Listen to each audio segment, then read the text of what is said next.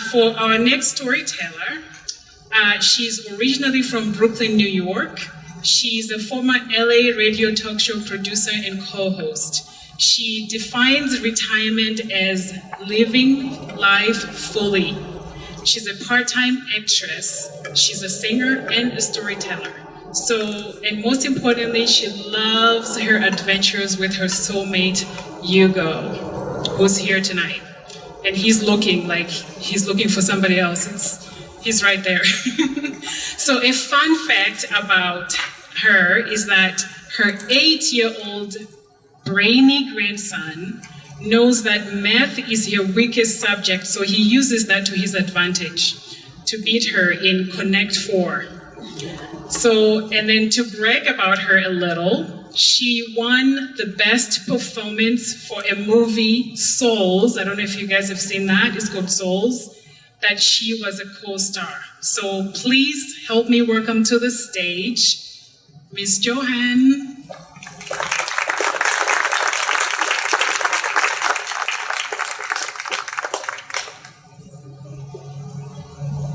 I'm short. Okay, thank you. Good evening, everyone, and happy Valentine's Day.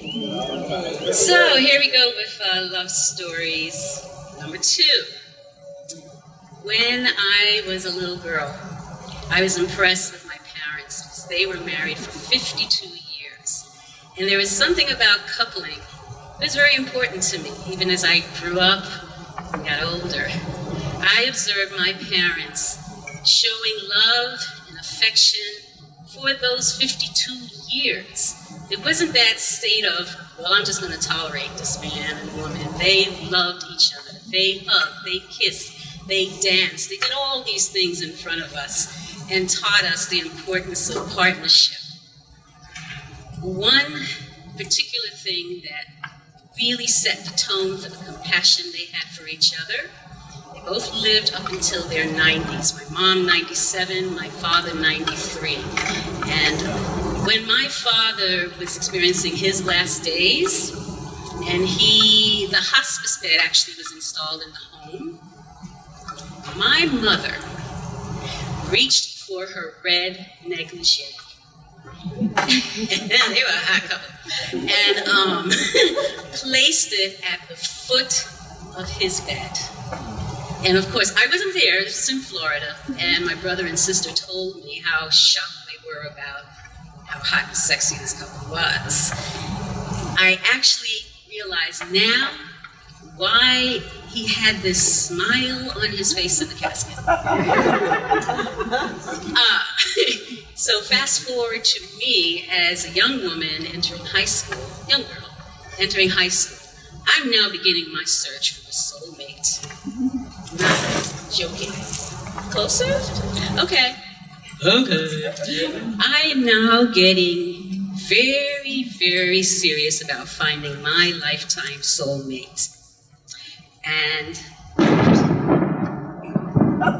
I pursued this boy for 4 years. He didn't exactly ignore me. He just decided that he would be my play brother and be protective of me for those 4 years. Because in high school for those 4 years, I looked like I was 12 years old. There was nothing happening with me physically. No boy would be interested in discovering my body. I looked like 6 o'clock, up and down. By the time we graduated, though, he came back to New York during winter break, called me up, invited me on our first date. At that time, I was dating someone else.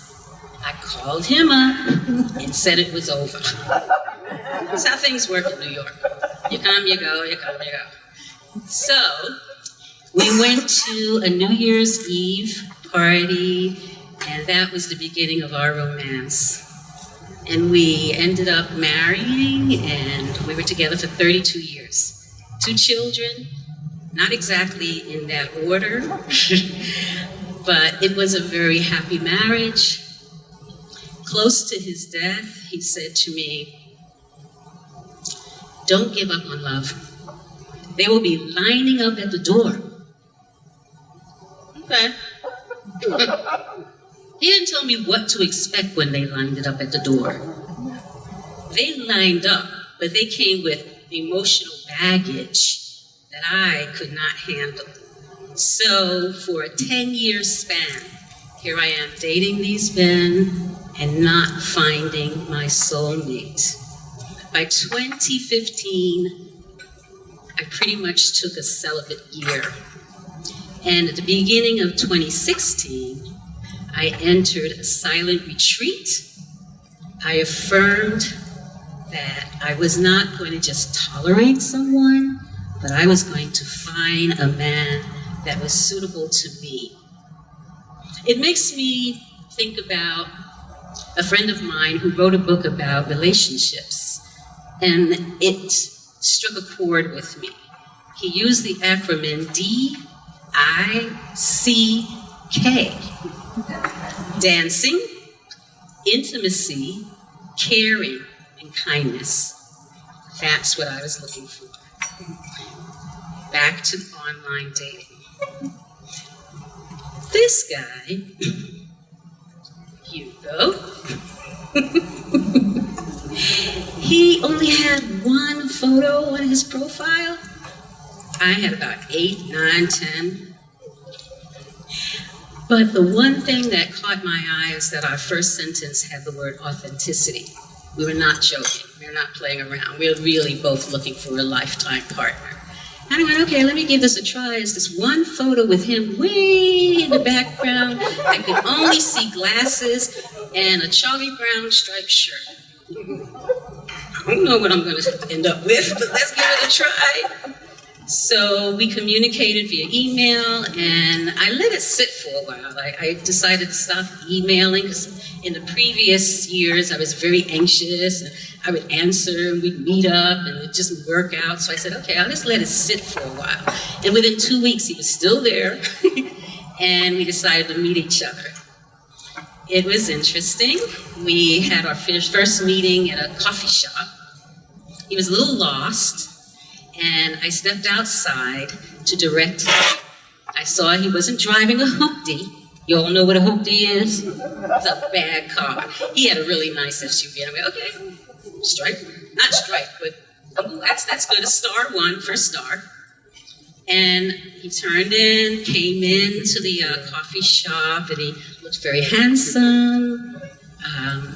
He actually was displaying the biggest biceps I've ever seen compared to the other men I dated.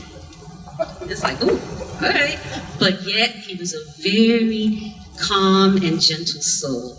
And he had the patience to listen to a woman who talks and talks and talks. I told that poor man my whole life. He barely could put word in. He learned that the reason I left California, my husband died. Unfortunately, I also lost my son.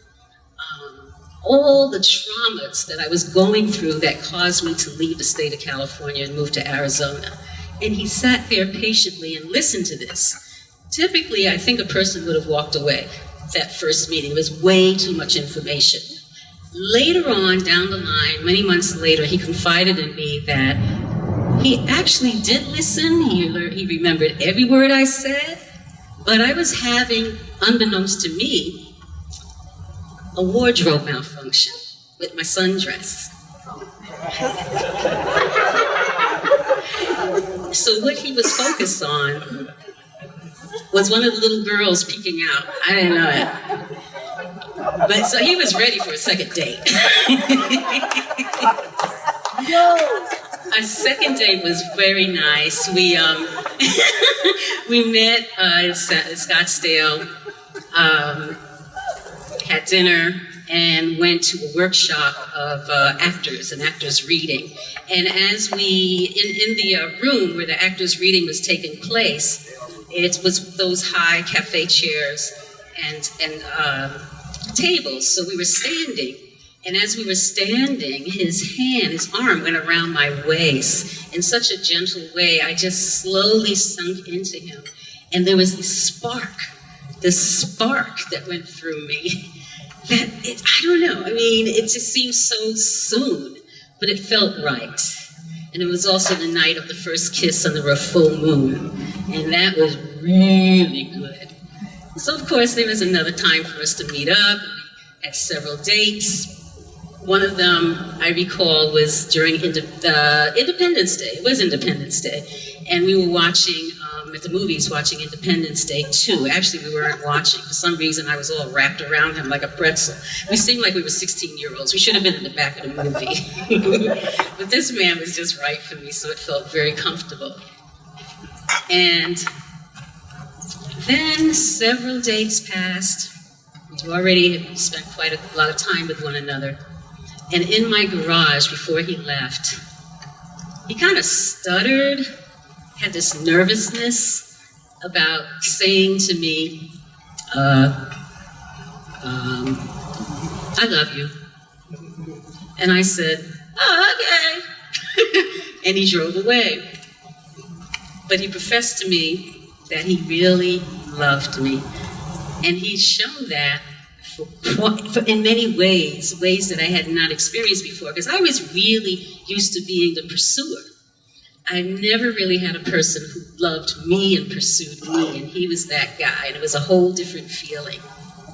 So when we finally decided that this is a relationship for us to keep and work on, I decided that, okay, I'm going to keep this guy. I'm going to make it work. I'm going to be patient. And I've discovered that this man also raised 3 children on his own. He's a great cook. We now have our test kitchen nights. It's so much in common, even with the theater, even though he's involved in sports. He was a football player. I know nothing about sports. But we've been able to share our differences. It's really nice when you're able to learn new things from one another. When I say I love you, he says, I love you more. Another experience I've never had. So what I want to say is that when you lose love through something traumatic, there is a chance for you to regain it in your life. We have a choice to either turn the valve of love off or turn it on full speed. That's what I've done. Thank you.